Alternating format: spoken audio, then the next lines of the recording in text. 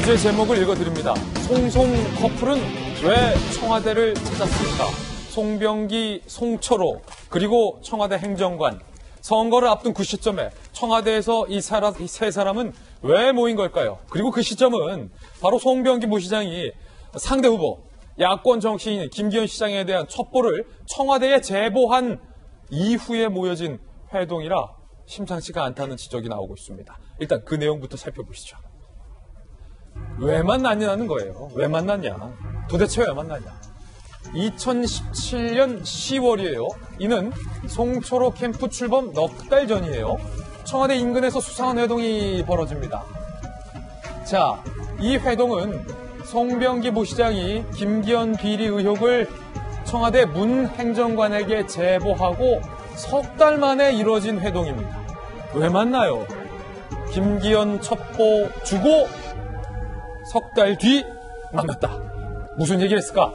송철호 당시 후보와 송병기 최측근과 청와대 행정관 장모 씨, 청와대 앞 식당에서 문 대통령의 공약이었던 울산 공공병원 건립을 논의한 것으로 현재는 표면적으로 나오고 있습니다.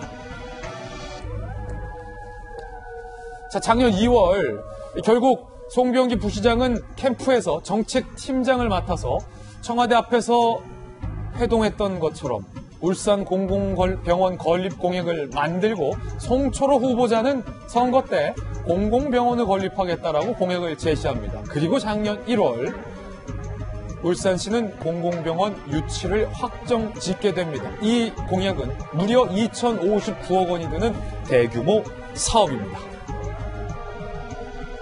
자, 선거를 앞두고 송병기, 송철호 청와대 행정관의 이 회동, 야권 일각에서는 눈에 가시 같았던 야권 정치인 김기현에 관한 첩보를 주고 문 대통령의 수건 공약을 송철호 후보가 받아간 것 아니냐, 다시 말해서 청와대가 선거에 개입한 것 아니냐, 야당은 오늘 이렇게 비판을 하고 있습니다.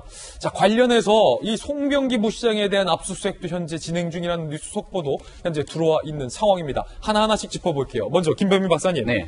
송철호, 송병기 청와대 행정관. 안 그래도 청와대가 지금 선거에 개입한 것 아니냐라는 의혹이 거세지고 있는 와중에 선거를 앞두고 특정 캠프 인사들을 청와대가 만났다. 네. 적절합니까? 부적절합니까? 매우 부적절하죠. 왜냐하면 송병기 부시장은 그 전에 이미 청와대에 있는 문무 행정관과 전화 통화를 통해서 관련된 울산에 있는 내용들을 이야기했다는 겁니다. 그 내용은 바로 현직 지방자치단체장인 야당 정치인에 관련된 내용이었고요. 이번에는 또 청와대 행정관을 만나는데 여기에는 앞서 얘기했던 행정관과는 다른 행정관입니다. 정무수석실에 있는 행정관을 만나서 이번에는 지역에 대한 공약들을 바탕으로 이야기를 나눴다고 하는데요. 우리가 선거를 보면 크게 네거티브 선거와 포지티브 선거로 나누지 않습니까? 네거티브 선거는 상대를 어떻게든 못되게 만드는 겁니다. 예. 근데 지금 보고 있는 내용은 송병기 부시장이 언론에 나와 있는 것처럼 그러한 의혹들을 가지고 청와대에 제보하고 그 청와대가 문건을 만들어서 하명 수사해서 김기현 시장을 공격하도록 했다면 이게 네거티브 선거의 전형적인 선거 방식이고 거기에 불법으로 청와대가 개입한 것 아니냐는 의혹을 받을 수 있죠. 자, 일단은 네. 송병기 부시장과 청와대의 관계가 지금 벌써 드러난 것만 해도 김병민 박사님. 네.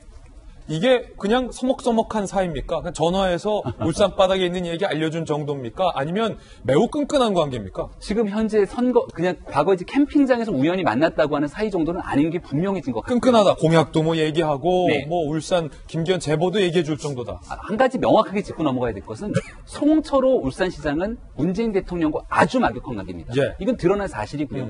송철호 시장이 선거 때 마이크를 잡으면서 유세하면서 대통령이 형이라고 부르는 건 내가 유일하다는 얘기를 수차례 하지 않았습니까? 예. 근데 그 송철호 당시 후보가 가장 믿고 아끼면서 그 캠프의 정책을 총괄했던 인사가 누굽니까? 송병기 부시장. 부시장입니다.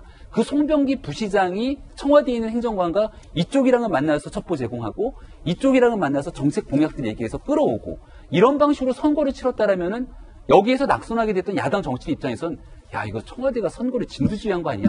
이런 의구심을 가질 수 있는 거잖아요. 청와대가 선거를 진두지휘했다. 그런 방식으로서 깔끔하게 의혹을 해명할 필요가 있기 때문에 지금까지 드러난 정황만으로도 여전히 청와대가 선거를 앞두고 이거 국민들이 납득하기 참 어려운 일들이 벌어진 것 아니냐라고는 의구심을 씻기는 어렵습니다. 자, 지금 오늘 저희가 이 송송 커플이 왜 청와대에서 그때 만났냐, 부적절한 것 아니냐라는 정황을 보도해드리고 있는 와중에 검찰이 굉장히 발빠르게 그 의혹의 핵심, 송병기 부시장의 집무실을 현재 압수수색하고 있다는 거예요.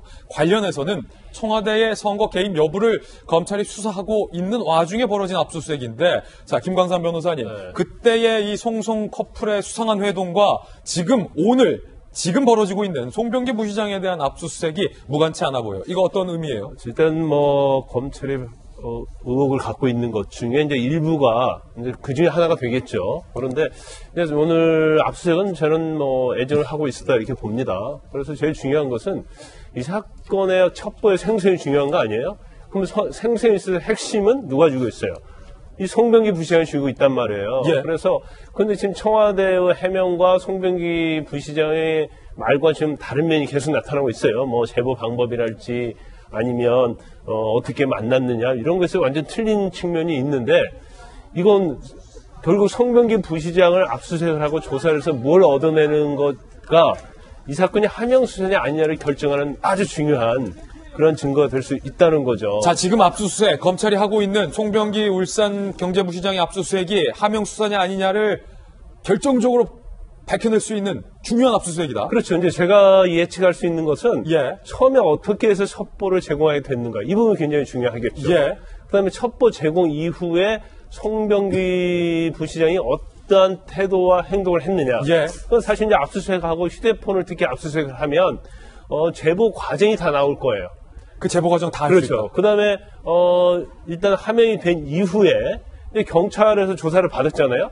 경찰 조사 받으면서 경찰관들과 어떠한 대화를 나누고 어떻게 서로 의견을 나눴는지. 근데 송병기 부시장이 그렇죠. 그 과정에서 단순히 참고인으로서 어떤 조사를 받다면 상관이 없지만 참고인 조사 받기 전과 후에 있어서 서로의 수사 과정을 서로 공유했다든가, 그러면 이건 명백하게 하명수사가 될 가능성이 크다는 거고요. 이거 다 법원에서 압수수색 영장 발부한 거죠? 그러면 그다음에 두 번째는 뭐냐면, 이것은 하명수사 관련된 의혹이 나오기 전의 문제고, 하명수사가 의혹이 나온 이후에 어떤 송병기 부시장이 경찰에 할지 아니면 청와대에 어떤 연락을 취한다랄지 서로 의논한 적이 있느냐.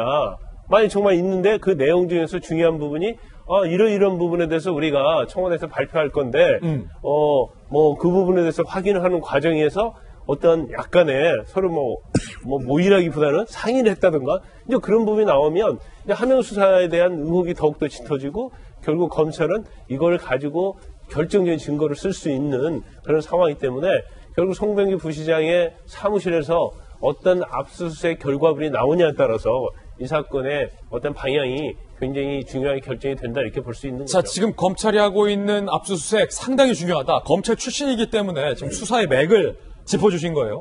상당히 중요한 어떤 수사의 맥을 지금 검찰이 짚고 있는 거다. 송병기에 대한 압수수색이 뭔가 트리거건이 나올 수도 있다는 거죠.